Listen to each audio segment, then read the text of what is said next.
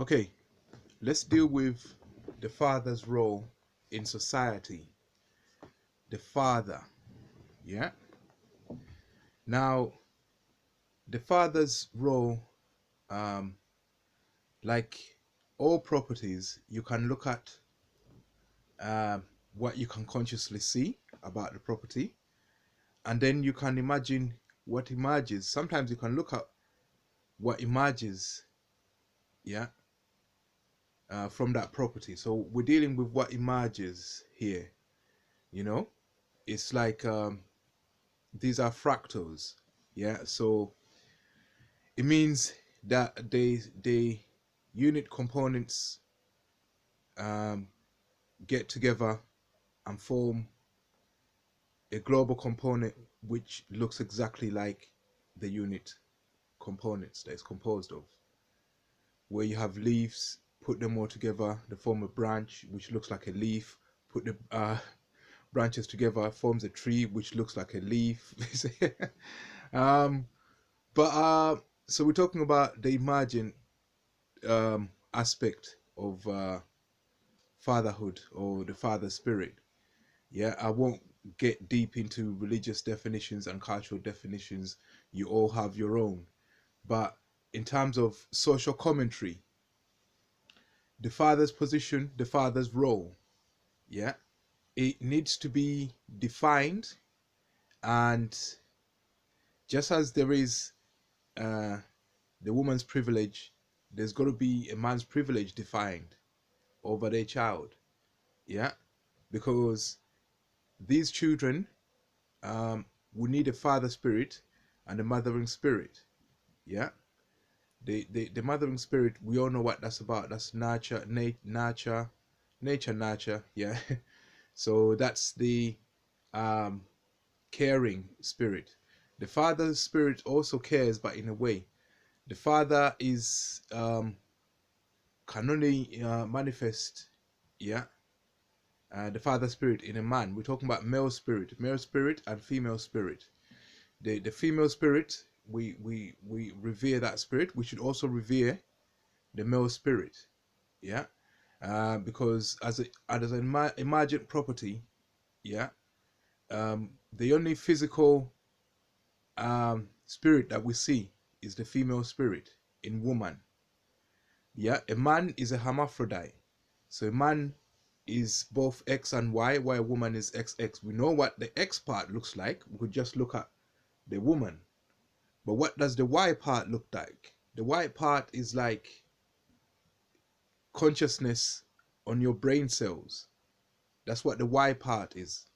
The Y part can only be seen by putting men together, which are made of XY, and then seeing an emergent Y. Yeah, you can only see it by looking at the full picture of men out there. Yeah, so he's an emergent god.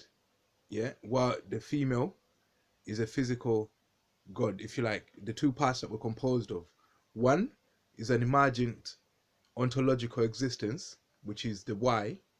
Yeah, you can never actually see him manifest as a YY, and the other one is XX. So if you were to separate the Y from you, you know what the X will look like, but you won't know what the Y looks like because that one can only be seen as an emergent property. Yeah. So his role is very important because he has many looks. Sometimes he looks happy, sometimes he looks sad, sometimes looking to kill people. He's got many looks. So his role needs to be defined by society. If you want a healthy society, you can't neglect the male spirit because everyone who bitches and moans needs men to be bums on seats to get things done. Even when people fight for their rights not to have men around them, they need men around them to protect their rights. Yeah. So you're gonna need the male, the father spirit. Yeah, just like you see uh light itself is emergent, yeah, but the gravitational waves which measure the way light is distorted, they just an emergent property of light. Yeah, looking at gravitons or gravity waves by observing the distortions of light, it's just saying that you've just observed another property of light. You can't rule it out. You can't just say that. You can't say for sure that that's not an effect that only pertains to light. The only other way you can see if it pertains to you is if your consciousness starts to behave like that. And when you notice gravitational waves in the universe hitting Earth, we should start to have more reports of misplaced time, or people thinking that time's flowing quicker and slower. These are the physical manifestations that we can consciously deduce. Yeah. So anyway, off topic. So the father's role needs to be defined, because we need, like I said, in terms of moderation and being fair, yeah, we can't be uh, dickheads with the father's role. We've got to let certain things go. Just like the certain criminals, we just have to allow to let. You can't, when you see someone, um, and all he's doing is, let's say, drinking, no, or let's say just standing in one place for too long. That would not be a reason for you to want to kill that person. Yeah. When you approach him as a law enforcement, if he puts up a resistance, you try and detain him. But if he overpowers you, you got to let that one go, because that is not worth killing. It's not deserving of being shot. Yeah. So unless you can make that arrest properly and keep him down, you you you have to accept that if he does get away, you let him go, because he hasn't done anything worth killing. Yeah. So as law enforcement needs to make allowances like that, criminals also need to make allowances like that. Yeah. If you've hit one shot like 5 times already, you allow it, man. Let the man recover. So society has to make allowances for some of the things that the father spirit does. Yeah. Things which are not, relatively speaking, as extremely damaging or destructive as others. Yeah. We have to learn how to moderate by learning how to let go of small things, petty things. Yeah. And encouraging people to not feel like the world is gonna end for doing something petty, because we're all fuck ups. Everybody fucks up.